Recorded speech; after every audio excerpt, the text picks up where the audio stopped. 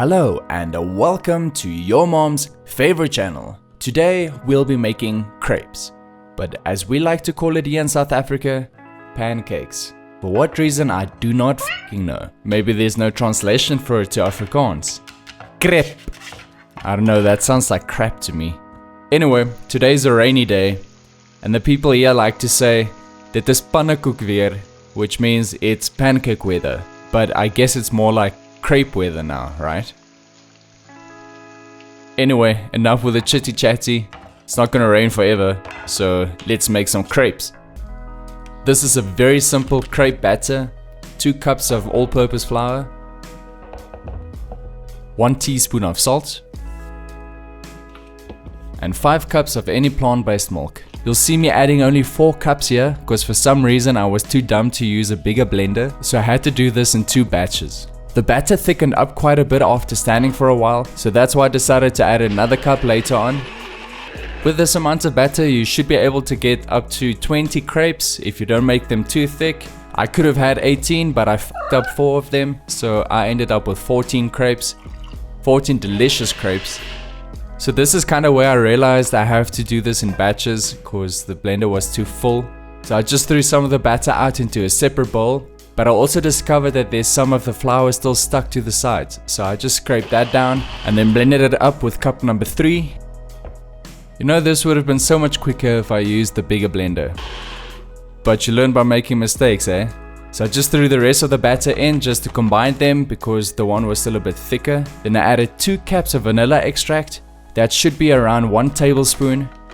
And that's it. This is our basic crepe batter. But hey, let's make it black. Why the f would you want to make it black? Well, for the glory of Satan. So I had to ladle some of the batter back into the blender just so I have something to blend. And I added 1 heaped tablespoon of activated charcoal. Yeah, I forgot. 1 tablespoon of oil. Pretty demon drops. Now we just have to combine all of the batter, and I know that it looks grey at the moment, but it goes black as soon as you cook it, I promise. And speaking of demons, hey Nori. What's up, girl? Ooh, that's nice. Okay, that's enough. Say hi to the peoples. Hey Nori. Okay, bye bye Nori.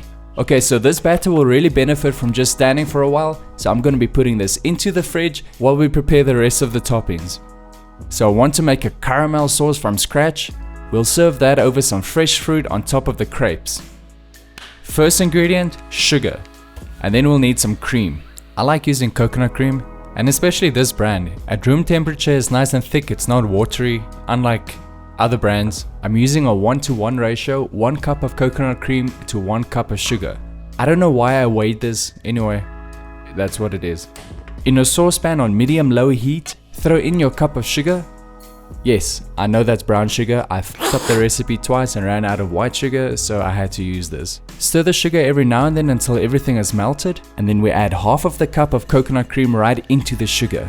You want to be really careful at this point. This stuff is very hot and it releases a lot of steam, so I advise stirring with something with a longer handle. Then turn down the heat and stir till everything is nice and incorporated. For some reason, the next step didn't record, so I'm leaving you with this shot for now. You add the other half of the coconut milk into a blender with the sugar, you blend it up, and you should end up with something like this. And it thickens up as it gets cooler. Hey, it's crepe time. On the lower setting on my gas stove, with a lightly oiled pan, add roughly 1/4 to 1/2 cup of batter at a time. Try spread it as even and thin as possible, and leave it to cook until it looks dry at the top. This takes roughly about 45 seconds to a minute, and then just flip it over. And after the crepes are done cooking, try to keep them covered. And I'm not sure if this is tradition, but in South Africa we always serve it with cinnamon sugar. So just sprinkle some cinnamon sugar in between each of the crepes, and then you just do this over and over again until you've used up all of your batter. And don't flip them as carelessly as I do. Idiot!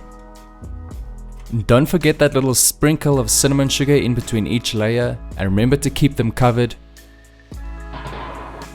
Now that our demonic skin grafts are ready, we can continue the operation. If I had to go buy crepes from a shop now, they would give it to me rolled up like this with just cinnamon sugar. But I'm taking the fancy route today, and I'll be folding them into quarters like this. And then you top them with your favorite fruits or sauces or whatever you feel like. So let's start with the toppings, and this is a pineapple. Seeing that we're making demon crepes, we might as well sacrifice something. Off with thy head. Cut off the top and bottom of the pineapple, and then you start slicing off the side skin. And if you miss some parts, just cut them off afterwards.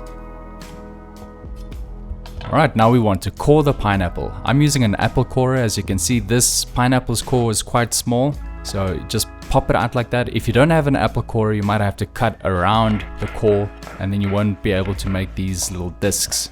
So, taste test. Pineapple good. Alright, so I'm gonna grill these.